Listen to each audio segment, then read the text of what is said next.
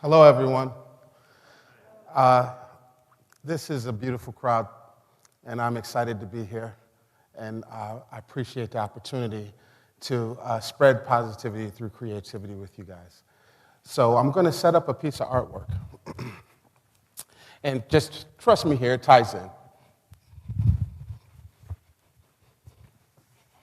So what I do is I create artwork that I would like to inspire and motivate people to be their best selves.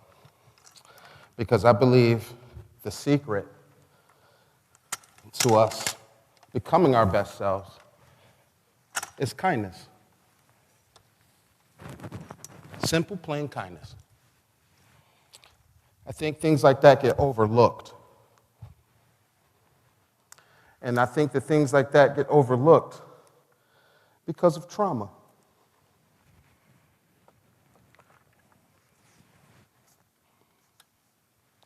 Trauma has a way of manifesting in our lives that it wants to block kindness.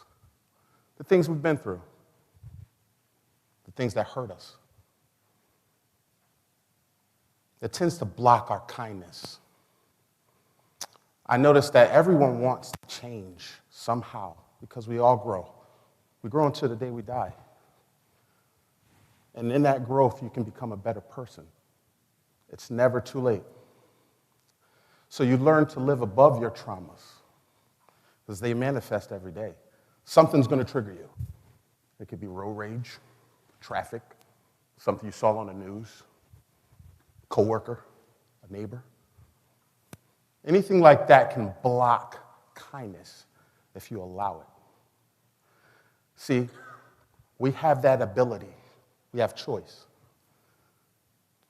And if you live with a moral compass that says, I'll live above my traumas, because that's what you do. You collect these things along the way. It's called life. And when you live your life and your moral compass points to righteousness, then you learn to live above your traumas. And kindness is at the forefront of your personality. I noticed that everyone who looks for change has a grand scheme. And, I love science. I love spirituality. These are things that I like to cater to when I'm, on my own free time. I like to study these things. And I noticed that everyone's grand scheme kind of misses out on the simple things. Simplicity is how science works, okay? Usually the answer is in the most simplistic scenario. And if you just take your everyday situation and put kindness at the forefront of your mentality, that's the change. It's the little things. It's the coworker. It's when you're at the gym, the guy on the machine next to you. When you go to Chipotle and you order your bowl, the server. The individual in the restroom while you're washing your hands. If you can take kindness and put that at the forefront of your interaction on an everyday basis, you beat the negativity. You beat the trauma. You beat it. Just a simple hello. How are you doing? How are you? How are you doing today? Just a simple hello. See, negativity wants, hello, how are you? Negativity wants to exist. But see, negativity is energy. Negativity is energy. It wants to feed. But positive energy gobbles it right up. Be the dominant energy. I can go up to you. You can be having a bad day, but I can greet you with kindness. Hello, how are you doing? Great. My name's Rod. Nice to meet you. Yours? Nice to meet you. I'm Elaine. Nice to meet you, Elaine. You look beautiful today, by the way. Small things. Are you going to let 5 minutes of being in traffic interrupt 24 hours of your day? The mental fortitude is easy when you have moral compass. You have a direction. for how you feel. The negativity will use an idle mind for its own bidding. It will manifest your traumas. That black kid that stole from you in 4th grade. Now all black people are thieves. The white kid that picked on you. Not all white kids are bullies. Is that true? Of course not. But if you stay idle with your mind, it will become your truth. The simple, everyday act of kindness keeps the negativity at bay. That's something that we all need to practice because it's easy. Be happy. Be kind. It starts with waking up in the morning and being appreciative for life. If we start off the day with thankfulness in our hearts, being grateful that we get to experience another sunrise, that you get to enjoy your eggs. There's so many people that experience a different America.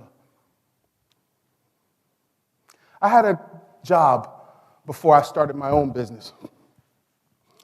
And it was the best job because, see, I was a security professional. And through my professionalism, I was able to secure a job in the office of one of the buildings where I was a security guard. And they taught me how to do things on Microsoft Excel and Word and things I had no idea about. But I had a coworker. Her name was Rochelle. And I realized that we come from 2 different Americas. She was a middle-aged white woman. She lived in St. Petersburg. We ended up being best friends. It didn't start off that way. She would be appalled that I didn't know certain things. And I would be appalled that she didn't. She said, "You've never seen Gone with the Wind? What's wrong with you?" I said, "What is that? You ever see Boys in the Hood? It's one of the best movies of all time." She's like, "What? Are you freaking kidding me?" I was like, "No, it actually has great content. It shows the America that I'm familiar with. And it is a coming-of-age story of young men who made it out of that situation. The title scared you off, or it's not your America. Gone with the Wind. I don't know anything about that. It's not my America. Doesn't make it not cool.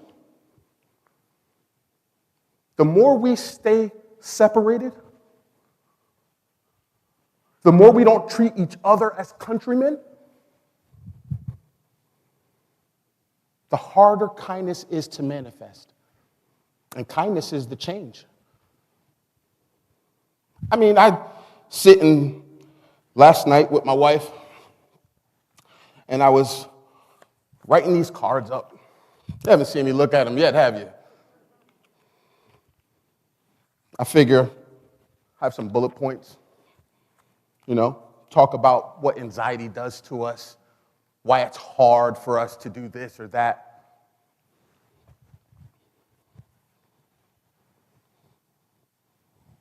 Excuse me.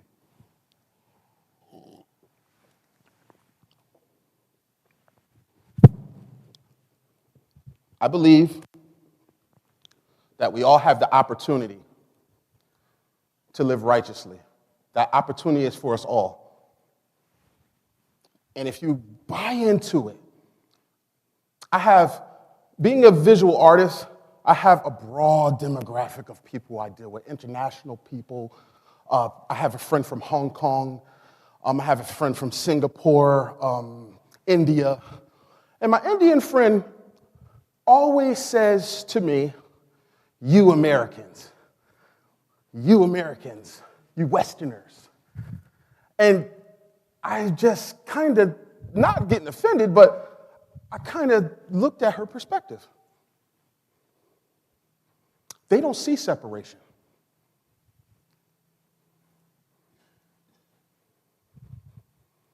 They have us grouped together. Yet we are 2 different Americas. Only people who don't see us as one entity is us.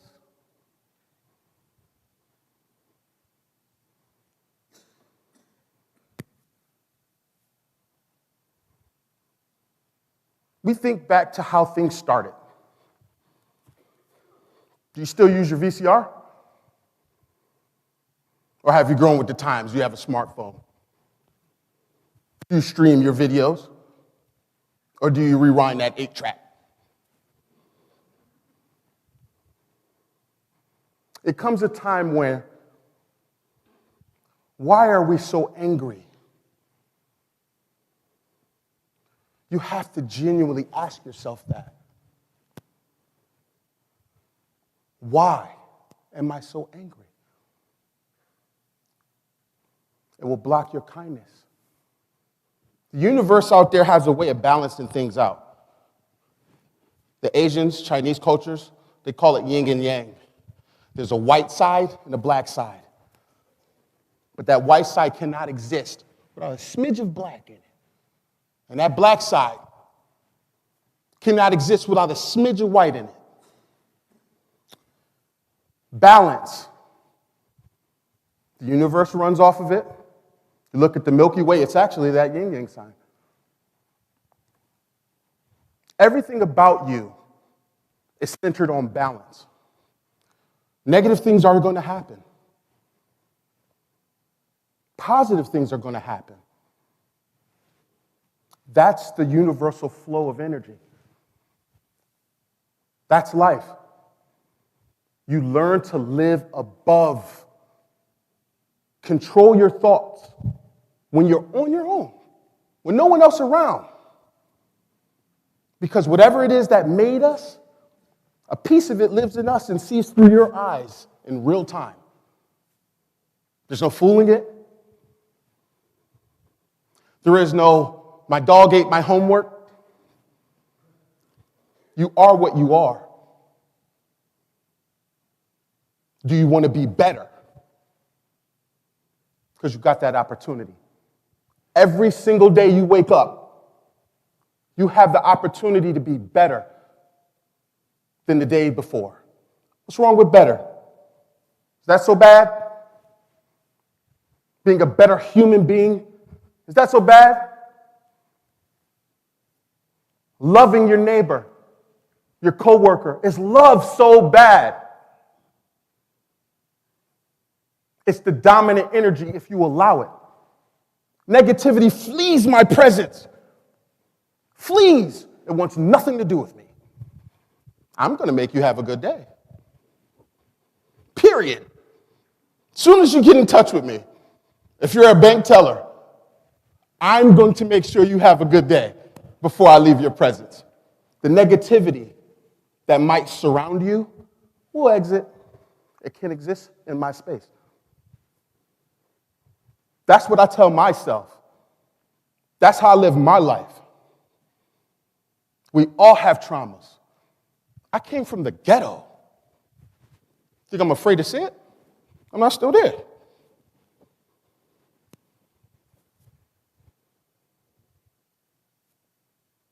I know gang life. You could look at me, and you couldn't tell that.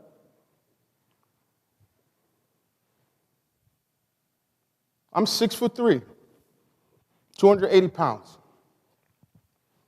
I don't have a problem with anyone getting in my way.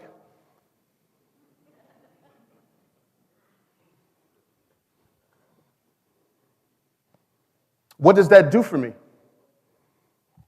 I'll tell you what it did do for me. Created an arrogance. Screw your opinion. I'm bigger than you. Created a narcissism. So what? What you gonna do about it? Want smoke? I'm the fire. That's my America. That's what I can do. But I chose to be more. I chose to be better. I chose to have integrity. I chose to control my thoughts when I was alone. I don't want a merit badge. I want to be a good human being. I'm not going to let things that happen to people I didn't know or things that happen to people I do know influence how I see this world. It starts with us, in our own hearts. You have that ability. You have that choice on a daily basis to live above your trauma. I truly, genuinely appreciate the opportunity to spread positivity through creativity because God gave me the ability, outside of being big, and I could have played in the NFL, He said, you like colors and things of that nature that you can utilize to make people smile. So I had a near-death experience where my health faded on me because I abused alcohol and I lived in a street life. And on that deathbed that I didn't die on, God said something to me, the universe said something to me, my conscience said something to me. Be better. I dedicated to doing what I was blessed with, and that's creating art. So I said, instead of using my hands, which was once used to destroy, a young man manipulated, society, what excuse you going to blame? Your parents? Your mommy didn't get you the toy? Daddy wasn't there? Society said you belong here? These are all excuses that you can make. They are realities. But is that you? Or do you choose better for yourself? It starts with you. It starts here. It starts with you. I said, if I have a talent, then I'm going to be a vessel because it ain't mine. I'm vain to think it's mine. So I gave it away. I painted. I gave it away. I didn't want nothing for it. I just want to make you happy. And then I was put in a position to where someone gave it back to me and said, I would like to compensate you for it. I asked for a financial blessing. I prayed for it. Things were hard. I have 2 children by 2 different women, which put me in a child support system. It was very difficult for me to maintain, as a younger man, a financial independence. But what I was able to do was change my thought process. And said, I'm going to make people happy with my superpower. See, we all have one. You have one. Something you're good at. It could just be listening. It could be crocheting. It could be gardening. If you put righteousness at the forefront of your thought process, kindness at the forefront of your processes, you become a vessel for that superpower. The universe will be able to utilize you to spread positivity through that one thing that you're good at. You sing. I felt good listening to you. Thank you. Be the change. Be what the world needs to progress. We are all tired of being stagnant. There's value in everybody. We hurt ourselves not extracting that nutrients.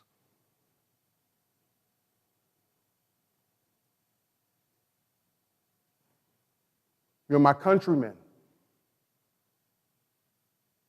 my neighbor, my coworker, my friend, and I love you all.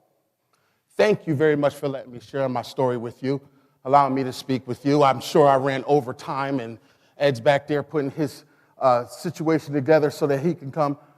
But I really, truly thank you. I thank Trudy Diamond for giving me this opportunity. I thank Reverend Amy for being diligent and keeping in communication and giving me this opportunity.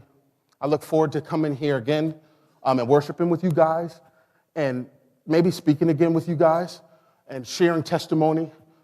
But I truly do appreciate this opportunity, and thank you very much. Thank you.